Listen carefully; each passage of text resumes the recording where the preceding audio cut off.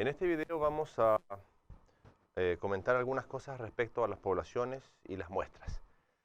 En primer lugar, creo que ya lo dije la vez anterior, nosotros tenemos una población. ¿Qué es lo que es una población? Es la cantidad total de individuos bajo estudio. Entonces, la cantidad total de individuos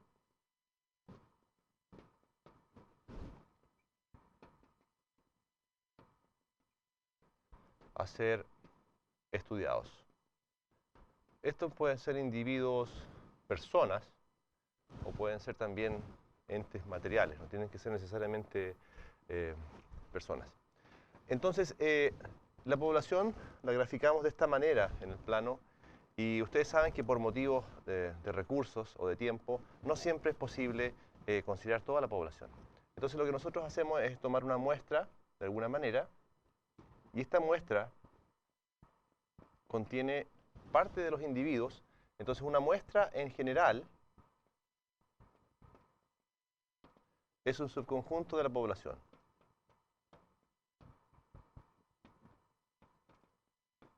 ¿Ya? Un subconjunto de la población seleccionada de acuerdo a algún método.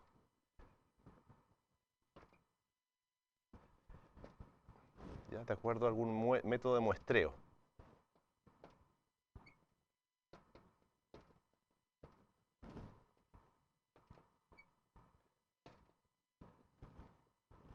¿Qué significa eso? Que nosotros no tomamos la muestra sin una metodología. ¿Ya? Esta muestra, la primera pregunta que surge es, ¿de qué tamaño tiene que ser esta muestra? Bueno, esta pregunta la vamos a responder al final del curso. En principio existe una regla no escrita que dice que los tamaños de las muestras, se recuerdan que este n le pusimos el n de la población n grande y el n de la muestra n pequeño.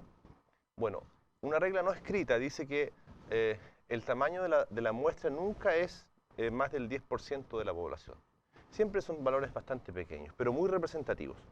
Entonces, estos métodos de muestreo, voy a mencionar algunos. ¿Ya? Por ejemplo, está el muestreo aleatorio simple.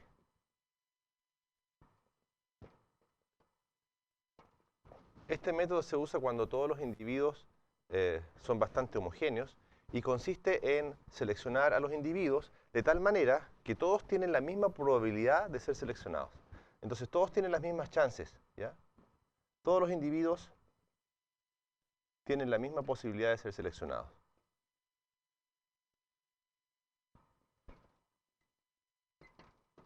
Por ejemplo, si tú sales a la calle a hacer una encuesta y te encuentras con tus amigos, entonces eso sería un muestreo que no es aleatorio simple, porque todos no tienen la misma posibilidad de ser seleccionados porque tú vas a elegir a las personas que conoces.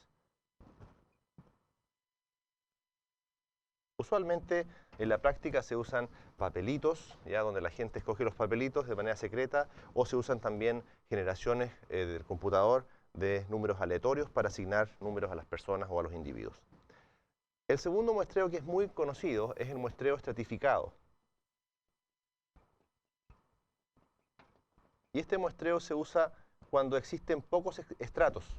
¿Ya? Entonces existen pocos estratos, pero en estos estratos los individuos dentro de cada estrato son bastante homogéneos. ¿Ya? Entonces los individuos son homogéneos dentro del...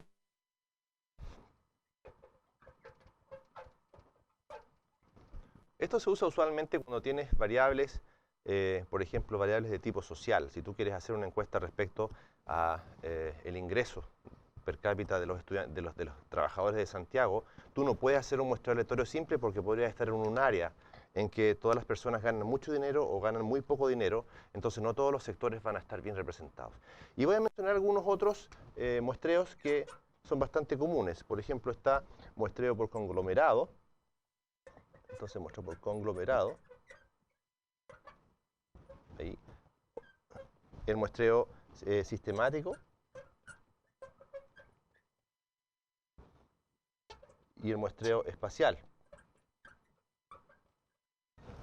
El muestreo conglomerado se usa cuando tú tienes, por ejemplo, unidades primarias y unidades secundarias. Por ejemplo, si tienes un container que tiene cajas con ciertos elementos. Entonces esto consiste en hacer un muestreo de las unidades primarias, que son en este caso las cajas, y luego hacer un censo de las unidades secundarias. Entonces dentro, por ejemplo, si son cajas con manzanas, tú puedes muestrear 10 cajas y dentro de cada caja entonces haces un censo, es decir, cuentas todas las unidades que hay dentro. Esto se usa esencialmente cuando hay unidades primarias y secundarias, y el muestreo sistemático se usa cuando las unidades están ordenadas, es decir, aquí existe un orden. Por ejemplo, si tú quieres muestrear muchos postes alumbrado eléctrico, entonces tú puedes ordenar y hacer clases. Y una vez que eliges en la primera clase aleatoriamente el primer elemento, después puedes sumar una cantidad constante y así obtienes el resto. Y el muestreo espacial. El muestreo espacial se usa cuando tú dentro de tu muestra tienes los datos, por ejemplo, georreferenciados, y para poder usar, digamos, la información, lo que tú consideras es la localización de cada observación. No solamente el valor de la cantidad, sino que la localización. Entonces existen ciertos principios ahí que dicen que aquellos datos que están muy juntitos, ¿cierto? Están más correlacionados y aquellos datos que están más... Este es un tópico que también se puede estudiar posteriormente a este curso, ¿ya? Que tiene que ver con la estadística espacial. Entonces, el supuesto grande que nosotros tenemos acá, nosotros no vamos a hacer más detalles de este tipo de técnicas para obtener una muestra, pero sí el gran supuesto que hay acá es que la muestra ha sido obtenida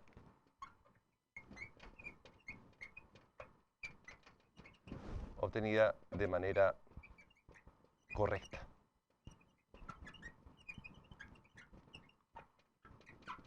A esto me refiero que la muestra ha sido obtenida con algún método que es apropiado y la notación que vamos a usar para la muestra es esta. Vamos a obtener x1, x2 hasta xn, donde por supuesto x es la variable de interés.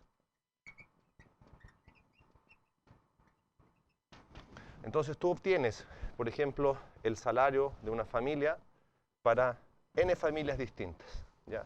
N familias pueden ser 100 familias de una población de tamaño 3 millones o 2 millones, o cual sea el tamaño de la población.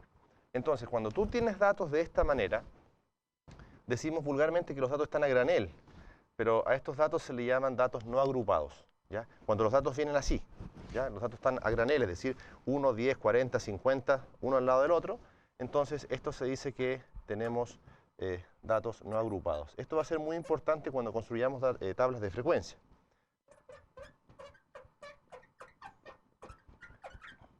Entonces la muestra generó una secuencia de n observaciones que están de manera no agrupada.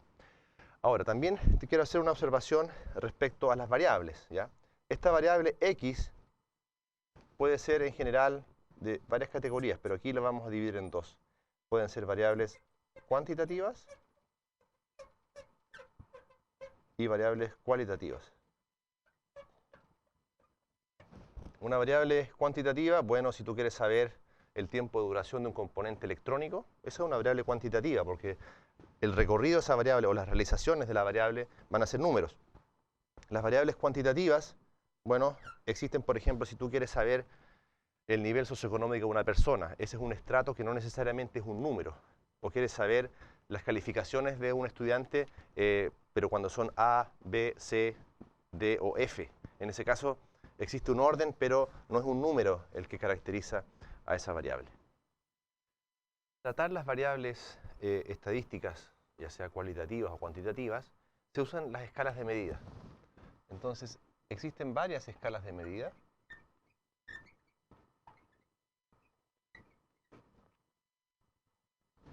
Para tratar estas diferentes variables. La primera es la escala nominal.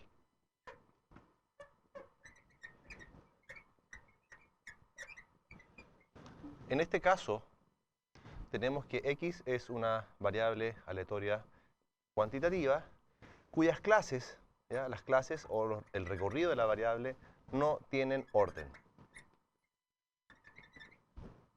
No tienen orden y x es una variable cuantitativa, por lo tanto, las realizaciones de la variable no son números, sino que son clases. Entonces, en este caso, se usa una variable, la variable está, digamos, clasificada en una escala nominal. Un ejemplo muy sencillo de esto es cuando tú tienes x, por ejemplo, es el color de los ojos.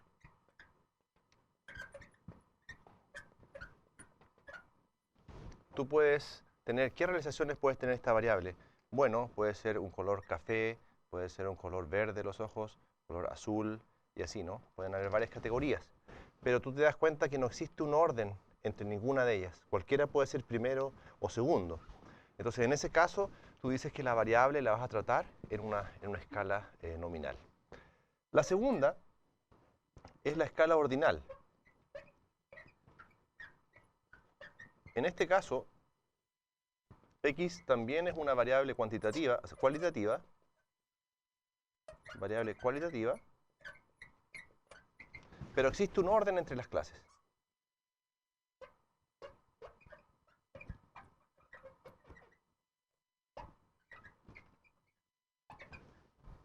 Y en este caso tenemos un ejemplo.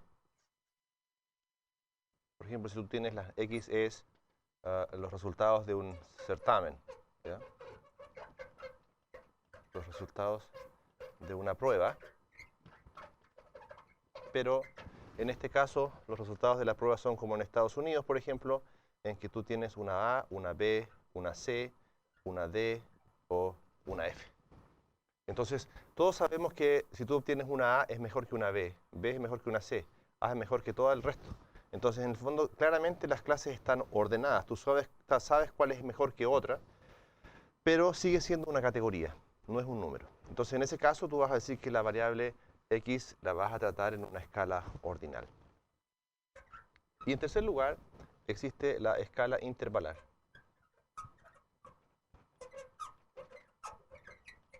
En este caso, la variable x es una variable numérica. Es una variable numérica. Y la gracia es que el recorrido de esta variable es algún subconjunto de R. ¿Ya? Algún subconjunto de R. Entonces acá, un ejemplo muy sencillo es cuando tú pones a funcionar un componente electrónico y mides el tiempo. ¿Ya? El tiempo, en el fondo, hasta que falla un componente electrónico.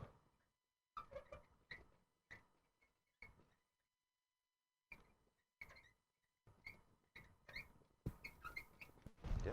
Entonces, ¿cuál sería el recorrido de esa variable? Como lo que se mide es el tiempo, tú sabes que el tiempo no puede ser negativo, entonces el recorrido de esta variable, ya lo voy a anotar acá, el recorrido de esta variable, va a ser R más.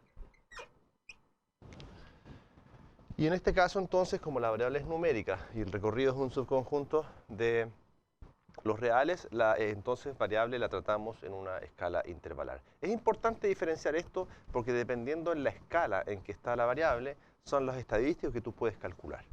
Entonces, las variables ahora, solamente numéricas, ¿ya? Las variables numéricas.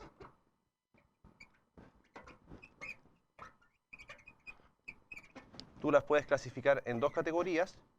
Son las variables discretas y continuas. Un ejemplo de variables continuas es precisamente la que vimos en la escala intervalar. El tiempo hasta que falla un componente es una variable continua porque este conjunto ya es un conjunto no numerable. ¿Qué es lo que caracteriza las variables discretas? Es que el recorrido de estas variables es un conjunto finito o numerable. Por ejemplo, voy a dar un ejemplo de una variable discreta. Si tú lanzas una moneda y x, entonces lanzas una moneda 10 veces. Y x es la cantidad de caras que tú obtienes. ¿Ya? Cantidad de caras, pero tú tienes que lanzaste la moneda 10 veces. Entonces, ¿cuál sería el recorrido de esta variable? Bueno, si lanzaste 10 veces las monedas y estás contando la cantidad de caras, podrías tener ninguna cara. porque todas salieron sello. Podrías tener una cara, dos caras, ¿y cuál sería el número máximo? Bueno, que todos los lanzamientos resultan ser caras, entonces en ese caso tienes ese conjunto, desde el 0 hasta el 10. Este es un conjunto finito, entonces es una variable discreta. Si este conjunto fuera finito, pero fuera infinito, pero numerable, es decir, un conjunto que tiene una relación 1 a 1 con los naturales, todavía sigue siendo una variable discreta. Es decir, si este recorrido fuera, por ejemplo, los naturales, también es una variable discreta. O cualquier conjunto que tenga una biyección con los números naturales.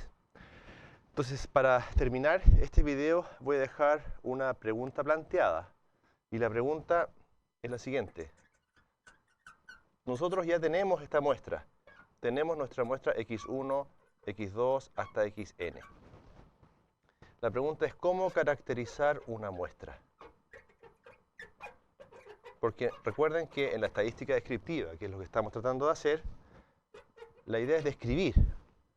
Entonces, la pregunta es cómo poder describir una muestra. ¿Qué cosas hay que considerar? ¿Qué gráficos podríamos construir? ¿Ya? ¿Y qué estadísticos podríamos construir para caracterizar los patrones que podrían venir en este conjunto de datos?